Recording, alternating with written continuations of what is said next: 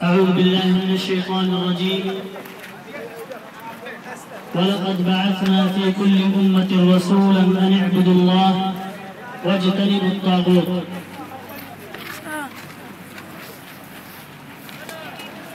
محترم دینی اور اسلامی بھائیوں، اللہ عز و جل کے فضل و کرم سے آج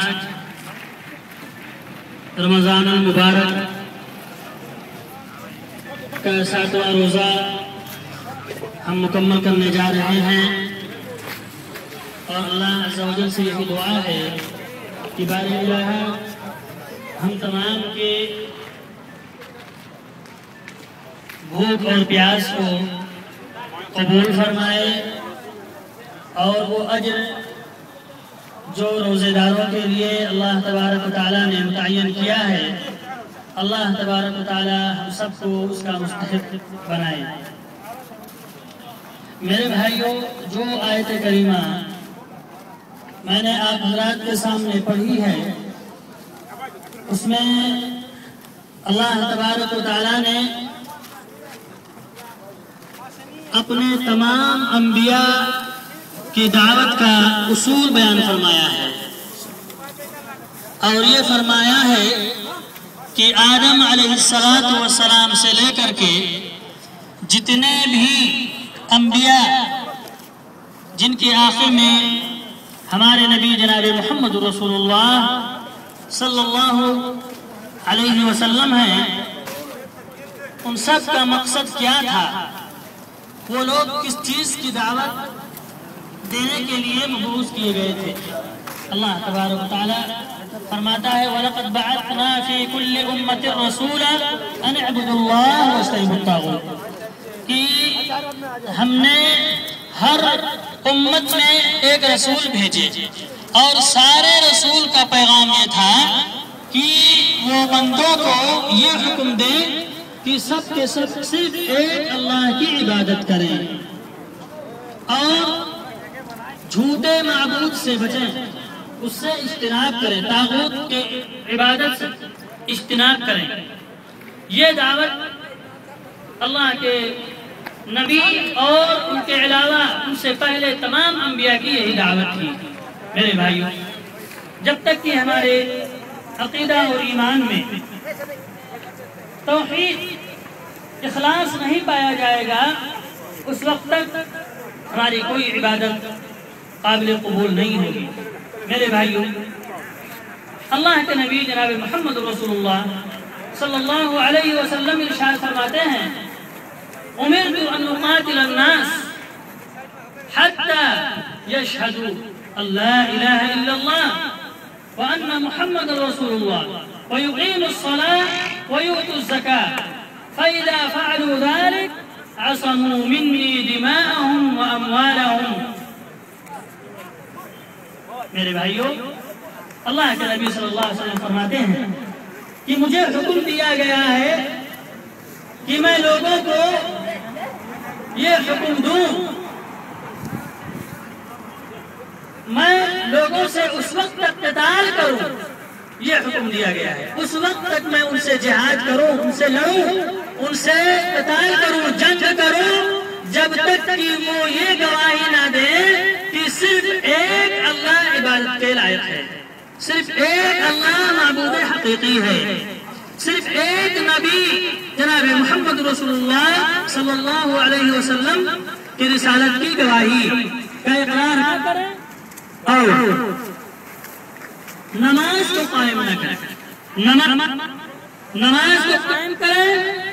زکوٰۃ ادا کریں، جب یہ کام یعنی اللہ کے توحید کا اقرار کریں، نبی پاک صلی اللہ علیہ وسلم کی رسالت کا اقرار کریں، اور نماز کو قائم کریں، اور زکوٰۃ ادا کریں۔ جب یہ سب کرنے لگیں تو اللہ کے نبی صلی اللہ علیہ وسلم فرماتے ہیں کہ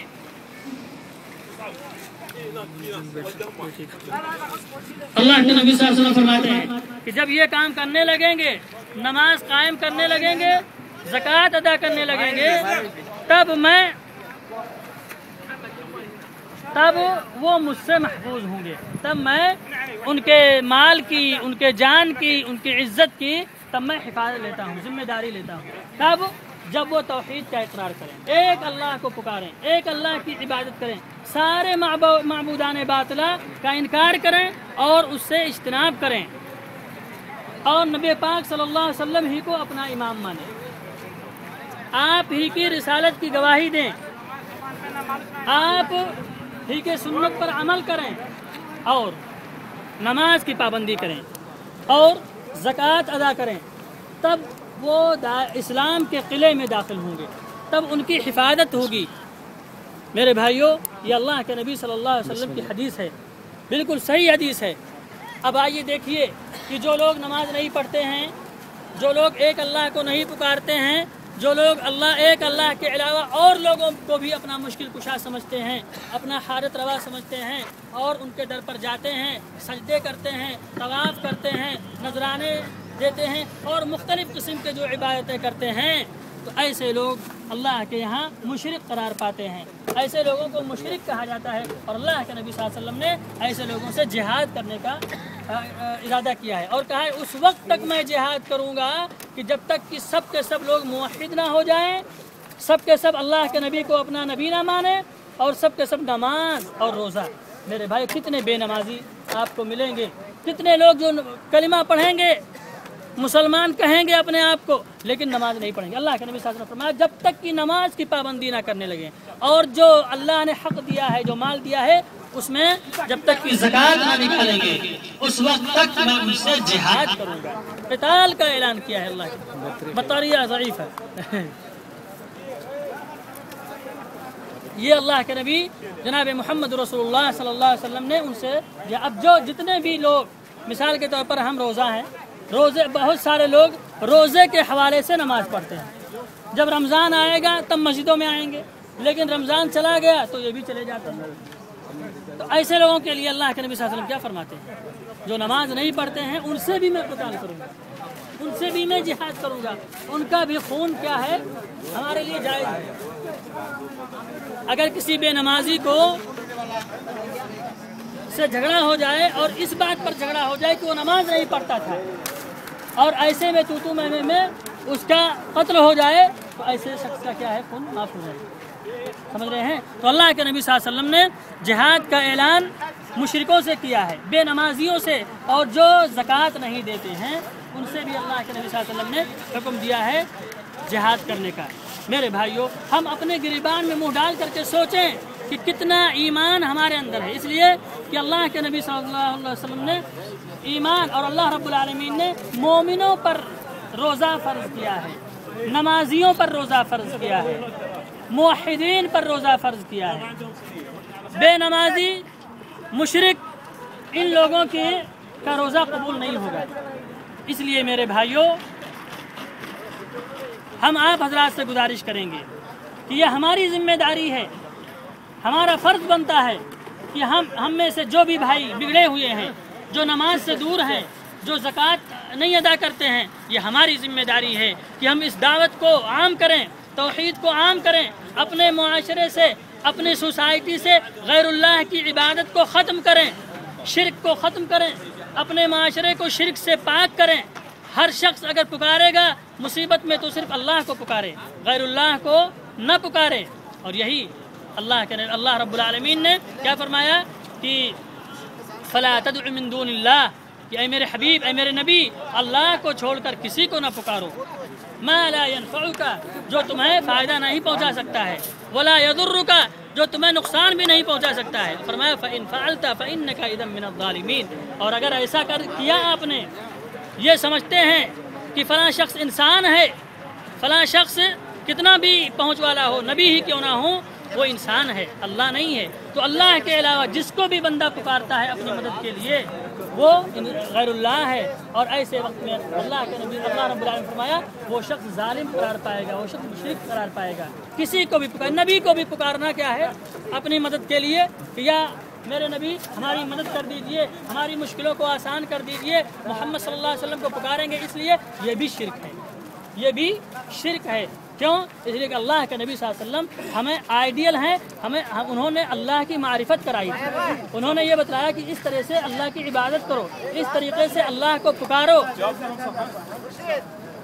میرے بھائیوں جب دین کی بات ہو تو دین کی بات اور قرآن کی جب بات ہو تو ایسے آداب یہ ہے کہ آپ خاموش رہیں، بات نہ کریں، یہ بھی ہمارے اوپر فرض ہے۔ فرمایا یا ایھا الذین آمنوا استجیبوا للہ وللرسول، اے لوگو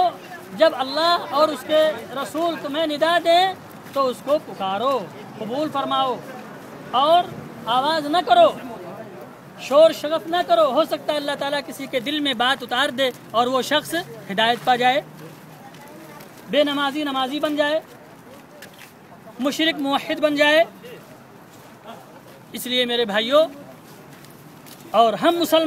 مسلمان ہو کر کے دین کی بات نہ سنیں کتنی بڑی بات ہے۔ مسلمان ہو کر کے ہمارے ذہن ادھر ادھر رہیں اور دین کی بات ہو، ایسے وقت میں ہم تو کسی غیر مسلم کے سامنے تو نہیں کھڑے ہیں، ہم سب بھائی ہیں، اسلامی بھائی ہیں، سب اللہ پر ایمان رکھتے ہیں، سب مسلمان ہیں، اور اگر ہم دین کی بات نہ سنیں، اپنے رب کی بات نہ سنیں میرے بھائیوں، تو یہ بہت ہی افسوس کی بات ہے۔ اس لیے ہمیں اپنے رب سے ڈرنا چاہیے، اور یہی موت سب کو آنی ہے۔ اکیلے اللہ رب العالمین نے فرمایا وَلَقَدْ جِئْتُمُونَا فُرَادًا، سب کے سب اکیلے ہمارے پاس آؤ گے، اکیلے جیسے پیدا کیے گئے،